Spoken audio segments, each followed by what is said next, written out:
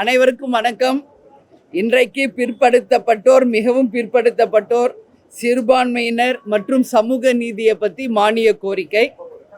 இன்றைக்கு இது பற்றி இங்கே அவையில் பேசணும். முதல்ல இன்னைக்கு எனக்கு வாய்ப்பு இருக்கிறது, ஆனால் 10வது வாய்ப்பு. அதனால் 12 மணிலேருந்து இப்போ 2:30 மணி வரைக்கும் வெறும் சண்டை தான் போயிட்டு இருக்குதுங்க சட்டசபைக்குள்ளே. நான் எந்திரிச்சோடனே கேப்டனுடைய பிறந்த நாளுக்கு வாழ்த்து தெரிவித்த முதலமைச்சர் விஜய் அவர்களுக்கும், எதிர்க்கட்சி தலைவர் உதயா அவர்களுக்கும், திமுகவினுடைய தலைவர் அண்ணன் ஸ்டாலின் அவர்களுக்கும், அதிமுகவின் பொதுச் செயலாளர் அண்ணன் எடப்பாடி பழனிசாமி அவர்களுக்கும், அதே போல அண்ணன் விசிகாவின் தலைவர் திருமாவளவன் அவர்களுக்கும், கேப்டனுக்கு வாழ்த்து சொன்ன எல்லாருக்கும் இன்னைக்கு நன்றி சொல்லியிருக்கேன். மருத்துவத்துறை அமைச்சர் அருண்ராஜ் கூட பதிவு போட்டிருந்தார், அவருக்கும் நான் வாழ்த்து சொல்லிட்டேன், நன்றி சொல்லிட்டேன். அதுக்கு அடுத்தது இன்னைக்கு மானிய கோரிக்கை பற்றி பேசணும். மொத்தம் இன்னைக்கு 15 பேர் பேசணும். இப்போ வரைக்கும் ரெண்டாவது பேர் தான் பேசுகிறாங்க. இப்போ ஆல்ரெடி 2:30 மணி.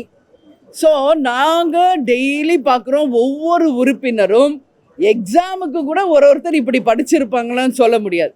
அந்த அளவு எல்லாரும் ராத்திரியும் பகலும் உட்காந்து ப்ரிப்பேர் பண்ணி வராங்க. ஏன்னா மக்களுக்காக பேசணும், மக்கள் பிரச்சனையை சரியான முறையில் புள்ளி விவரத்தோடு பேசணும்னு. ஆனால் இங்கே வந்து பார்த்தா ஏறக்குறைய 1 hour தான் மக்களை பற்றி பேசுகிறாங்க.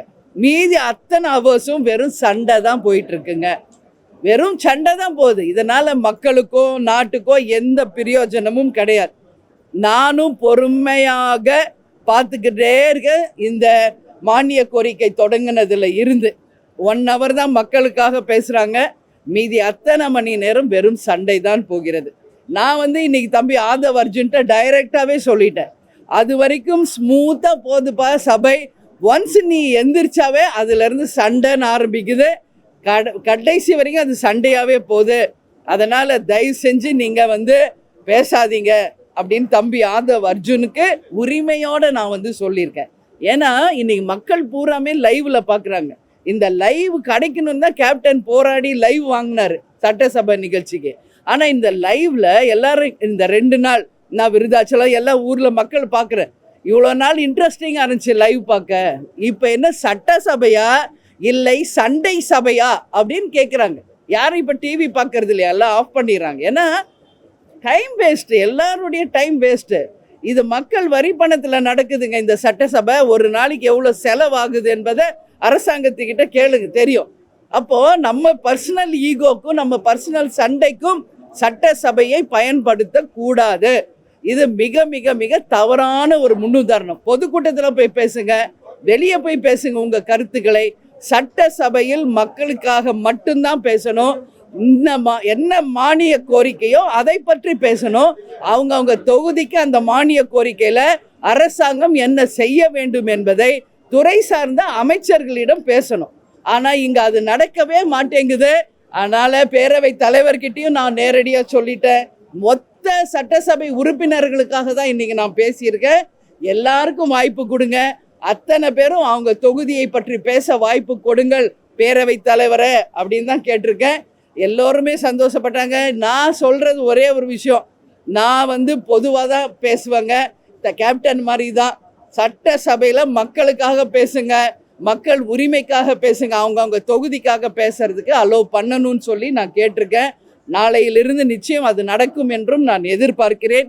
என்னை பொறுத்த வரைக்கும் இன்னைக்கு நான் பேசியிருக்கணும். என்னுடைய விருதாச்சலம் தொகுதியில் இன்றைக்கு இந்த துறை சார்பாக நான் அவையில் பதிய வைக்கணும்னு நினச்சதை ப்ரெஸ் பீப்புள் உங்கள் முன்னாடி சொல்கிறேன். ஏன்னா உங்ககிட்ட சொன்னால் இன்னைக்கு 4 தூண்களில் ஒரு தூண் நீங்கள். நிச்சயம் இது மக்களிடையும் சேரும், அரசாங்கத்தினிடையும் சேரும், முதலமைச்சர்ட்டையும் போய் சேரும். வேப்பூரில் புதிதாக கல்லூரி கட்டப்பட்டுள்ளது. அங்கே மாணவர்கள் தங்கி படிக்க விடுதிகளை அமைத்து தர வேண்டும். ஏன்னா இன்றைக்கி நம்ம யார் பற்றி பேசுகிறோம், பிற்படுத்தப்பட்டோர், மிகவும் பிற்படுத்தப்பட்டோர், சிறுபான்மையினர் பற்றி பேசும்போது அவங்களுக்கான குரலாக நம்ம சட்டசபையில் எதிரொலிக்கணும். இன்றைக்கி கவர்மெண்டோடைய ஹாஸ்டல்ஸ் எல்லாம் நம்ம பார்க்குறோம், எந்த அளவு ஒரு தரம் இல்லாமல், எந்த அளவு உணவு சரி, பில்டிங்ஸும் சரி தரம் இல்லாமல் இருக்குது. அந்த ஹாஸ்டல்ஸ் எல்லாமே, அது கவர்மெண்ட் ஸ்கூலாக இருக்கட்டும், ஹாஸ்டல்ஸாக இருக்கட்டும், இந்த அரசு கவனத்திலே கொண்டு நிச்சயமாக அவற்றை மிக சீரோடும் சிறப்போடும் கொண்டு வரணும்னு சொல்லி நான் கேட்டிருக்கேன். அதே போல் இங்கே பலன் பெறும் வகையில் இங்கே நல வாரியம் அமைத்து கொடுத்து பொருளாதார ரீதியாக இந்த சிறுபான்மையினரை உயர்த்த வேண்டியது ஒரு அரசாங்கத்தின் கடமை. எனவே ஒரு நல வாரியம் விருதாச்சலத்தில் அமைத்து தரணும்னு சொல்லி நான் கேட்டிருக்கேன். அதே மாதிரி இடஒதுக்கீட்டை முறையாக செயல்படுத்தி மக்கள் தொகை கணக்கு எடுத்த பிறகு அந்த இடஒதுக்கீட்டை முறையாக செயல்படுத்தி எல்லாருக்கும் ஒரு சமமான வாய்ப்பை தர வேண்டும் என்பதையும் இன்னைக்கு நான் கேட்டிருக்கேன். சமூக நீதி சார்பாக மேல்நிலை பள்ளிகளில் இருக்கின்ற விடுதிகள், அரசு கல்லூரிகள், அங்கே இருக்கின்ற விடுதிகள் தரம் உயர்த்தப்பட வேண்டும். இன்னைக்கு ஒரு கவர்மெண்ட் ஸ்கூல் நம்ம போய் பார்க்குறோம், எப்படி இருக்குது? இதே ஒரு தனியார் ஸ்கூல் எப்படி இருக்குது? ஒரு கவர்மெண்ட் காலேஜ் எப்படி இருக்குது? தனியார் காலேஜ் எப்படி இருக்குது? ஏன் ஒரு அரசாங்கம் நினச்சா தனியார் கல்லூரிக்கு இணையாக காலேஜ் கீழே நம்ம கவர்மெண்ட் காலேஜ் கொண்டு வர முடியாதா? ஒரு தனியார் ஸ்கூலுக்கு ஈக்குவலாக ஸ்கூல் கொண்டு வர முடியாதா? ஏன் கொண்டு வர மாட்டேங்கிறாங்க? இப்படி சண்டை போட்டுக்கிட்டே இருந்தால் எப்படி மக்களுக்கு நல்லது பண்ண முடியும்? அதை விட்டுட்டு இன்னோவேட்டிவாக, ஆரோக்கியமாக, பாசிட்டிவாக, ஓகே இவ்வளோ வரைக்கும் ஆட்சி செஞ்சவங்க எல்லாம் அவங்கவுங்க கடமையை நல்லா தான் பண்ணியிருக்காங்க. செய்யாமல் ஒன்று இந்த நாடு இவ்வளோ தூரம் வளரல. அட்லீஸ்ட் இப்போ உங்களுக்கு புதுசு வாய்ப்பு கிடைச்சிருக்கா? மாற்றம் சொன்னிருக்கீங்களா? உங்களுக்கு ஒரு வாய்ப்பு கிடைச்சிருக்கு, இதை சரியாக பயன்படுத்திக்கிங்க. உங்களுக்கு கிடைச்ச இந்த வாய்ப்பை மக்களுக்காக இன்னும் சிறந்த முறையில் எப்படி நீங்கள் செய்ய போகிறீங்கன்றத பேசுங்க. அதை விட்டுட்டு சண்டை போடுறது, நீங்கள் அதை பண்ணீங்க இதை பண்ணீங்கன்னா இதனால் யாருக்கு என்ன பலன்? அதனால் நான் இப்போ இருக்கின்ற முதலமைச்சர் விஜய் அவர்கள்கிட்டையும் தம்பி ஆதவ் அர்ஜுன்கிட்டையும் அனைத்து அமைச்சர் பெருமக்கள்கிட்டையும் நான் கேட்டுக்கிறது, government school and colleges and hostels ஈக்குவலாக தனியாருடைய ஸ்கூல், காலேஜ், ஹாஸ்டல் மாதிரி டெவலப் பண்ணுங்க. அதில் காமிங்க உங்கள் திறமையை, அதில் காமிங்க இந்த ஆட்சி சிறந்த ஆட்சி என்பதை. அதை விட்டுட்டு சட்டசபையில் டெய்லி சண்டை போடுறதுனால எந்த பிரயோஜனம் யாருக்குமே கிடையாது என்பதை நான் உறுதியாக பதிய வைக்கிறேன். அதே மாதிரி இங்கே அலுவலகங்களில் காலி பணியிடங்கள் அதிகமாக இருக்குது. அந்த காலி பணியிடங்களை நிரப்பி வேலை வாய்ப்பை கொடுங்க.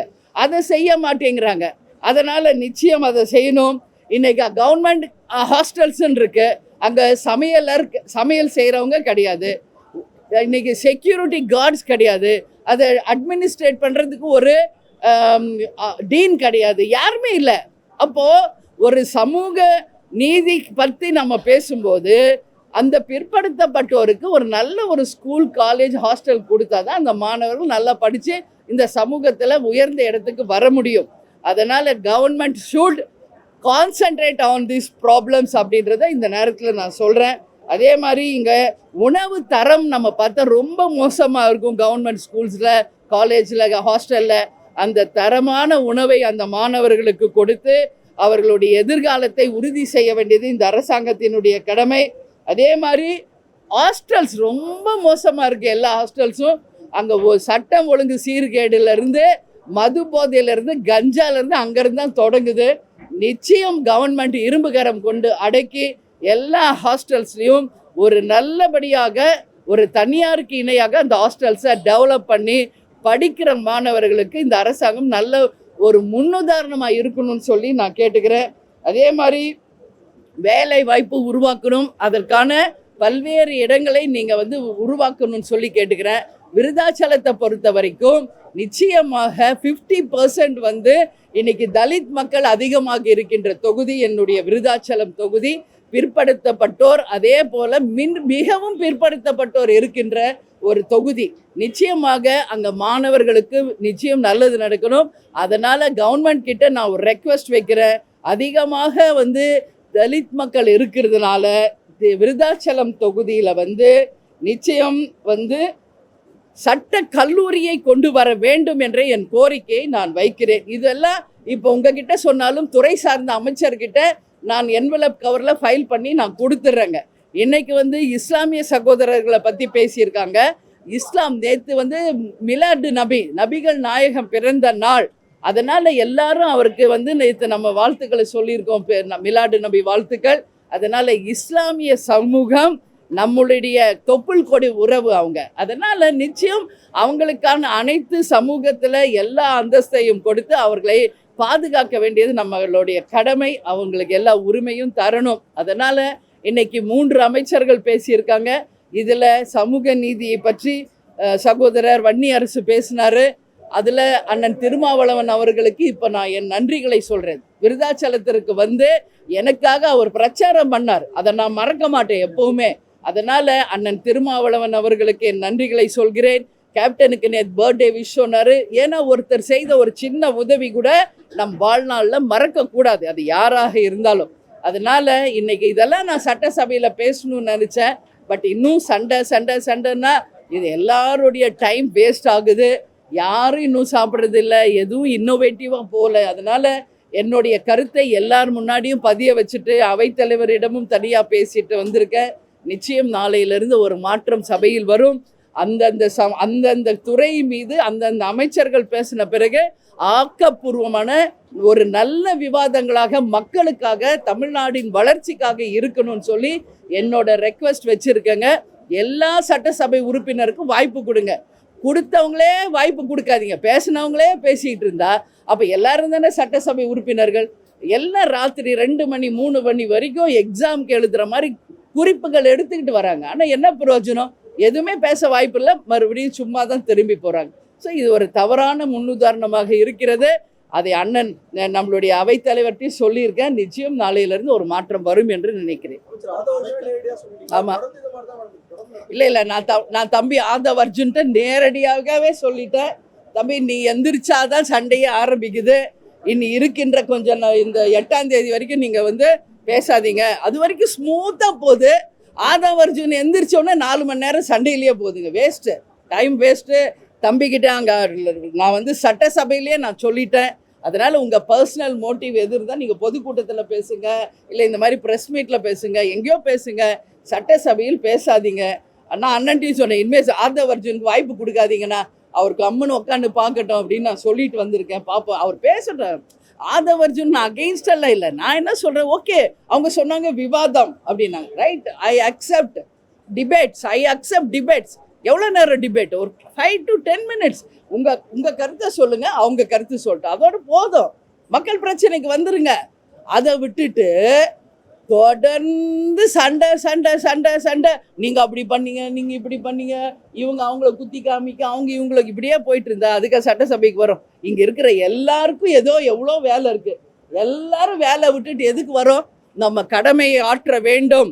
இன்னைக்கு ஒரு சட்டமன்றத்தில் நம்மளை தேர்ந்தெடுத்து அனுப்பியிருக்காங்க அந்த மக்கள். நம்ம என்ன அவங்களுக்கு பற்றி பேசுகிறோம் சட்டசபையில், தொகுதி பற்றி நம்ம என்ன பேசுகிறோம், ஒவ்வொருத்தரும் கீனாக வாட்ச் பண்ணுறாங்க இன்னைக்கு.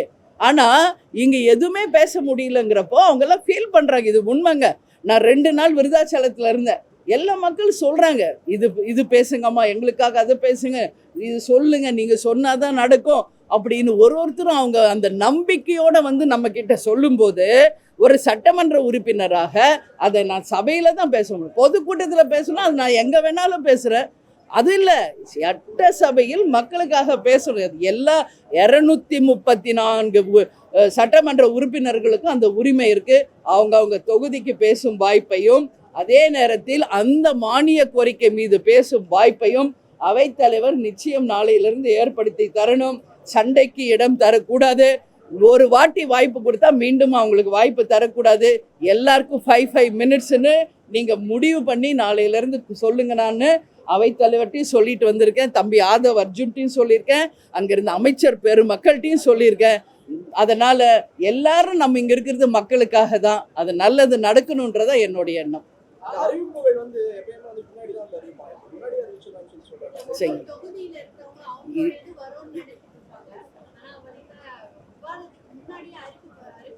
அம்மா, ஒன்று அறிவிப்பு முன்ன வருதோ பின்ன வருதோ ஏதோ ஒன்று, மக்களுக்காக அங்கே பேசவே முடியலையே. அறிவிப்பு எப்போ வந்தால் என்ன, இப்போ வரைக்கும் ஒருத்தர் கூட பேச முடியலைங்க. மொத்தம் 15 பேர் பேசணும், இப்போ தான் 2வது பேர் பேசுகிறாங்க. என்ன ஆள்ரு, எப்போ அது முடியுறது? யாரும் சாப்பிட்றதில்ல. எல்லாரும் வந்து டயபெட்டிக் இருக்குது, ஏஜ் இருக்குது, எல்லாருக்கும். இப்போ நீங்கள்லாம் சாப்பிட்டீங்களான்னு எனக்கு தெரியல, நிச்சயம் நீங்கள் சாப்பிட்ருக்க மாட்டீங்க இல்லையா? அதுதான் சொல்கிறேன், எல்லா மனுஷங்க தான். இங்கே இருக்க ஒவ்வொருத்தரையும் நான் பார்க்குறேன், என்னுடைய சகோதரர்களாக பார்க்குறேன். நான் பேசுனது இன்னைக்கு எனக்காக இல்லை, உங்கள் எல்லாருக்காக தான் நான் பேசியிருக்கேன். சட்டமன்றமாக நடக்கணும், சண்டை மன்றமாக நடக்கக்கூடாது. டைம் டு டைம் ஃபிக்ஸ் பண்ணுங்கள். இந்த டைம் அவங்களெல்லாம் 1 o'clock லஞ்சுக்கு அனுப்புனா press people also should go for lunch by 1 o'clock. அதுக்கப்புறம் தொடருதா 2 மணிக்கு ஆரம்பிங்க. ஏன் இப்படியே போயிட்டு இருந்தா என்ன இருக்கு? எவ்வளோ நாள் ஆச்சு?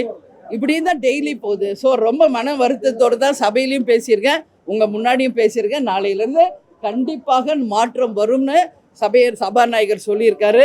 இதை ஆளும் கட்சி தரப்பும் ஏற்றுக்கிட்டாங்க, எதிர்கட்சி தரப்பும் நான் சொன்னதை ஏற்றுக்கிட்டாங்க, அதிமுகவும் ஏற்றுக்கிட்டாங்க. எல்லாருமே பாராட்டு சொல்லியிருக்காங்க. ஏன்னா பொது பிரச்சனை, எல்லாருக்கான பிரச்சனை, நல்லது நடக்கணும்னு நான் கேட்டுக்கிறேன். அரசு பள்ளிகளை தனியார் பள்ளிகளுக்கு இணையாக உயர்த்துவதில் திறமையை கட்டணும் சொல்லியிருக்காங்க. பள்ளி கல்வித்துறை மானிய கோரிக்கையில அதுக்கான தெளிவான விளக்கத்தை சொல்லியிருக்காங்க. குறிப்பா ரெட் ஜோன், எல்லோ ஜோன், அப்படி தாவேகா முன்னெடுக்கக்கூடிய நிலையிலையும் நம்ம விமர்சனத்தை தேமுதிக வைக்கிறப்ப அவங்க உறுதுதலா இருக்கும்னு நினைக்கிறேன். இது விமர்சனமே கிடையாது, செய்யுங்கன்னு தான் நான் சொல்றேன். இல்ல ஓகே ஓகே நடந்துருச்சா? இப்பதானே சொல்லியிருக்காங்க, 8 சுரக்காய் கூட்டுக்கு உதவாது. சொல்லை செயலாக்கட்டும், அதுதான் நான் கேட்குறேன்.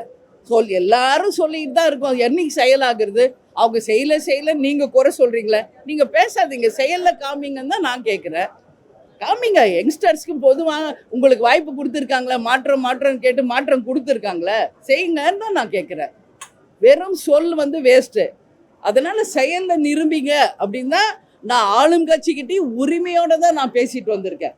கேப்டன் எப்படி சொல்வாரோ அது மாதிரி நான் உரிமையோடு தான் பேசுகிறேன். அவங்க யாரும் எனக்கு அகெயின்ஸ்டோ, எனக்கு தேவையில்லாதவங்களை, என் தம்பி தான் விஜய், என் தம்பி தான் ஆதவ் அர்ஜுன், என் தம்பி தான் உதயா, என் தம்பி தான் அங்கே இருக்கிற அமைச்சர்கள், சட்டமன்ற உறுப்பினர்கள் எல்லாரும் சேர்ந்து மக்களுக்காக போராடுவோம், மக்களுக்கு நல்லது செய்வோம், தமிழ்நாட்டுக்காக பேசுவோம். தமிழ்நாடுக்கும் மக்களுக்கும் நல்லது நடந்தால் ப்ரெஸ் பீப்புள் நீங்களும் நல்லா இருக்கணும், நீங்களும் அதை பாராட்டுவீங்க. அதுதான் என் கருத்து. ஓகே, நன்றி.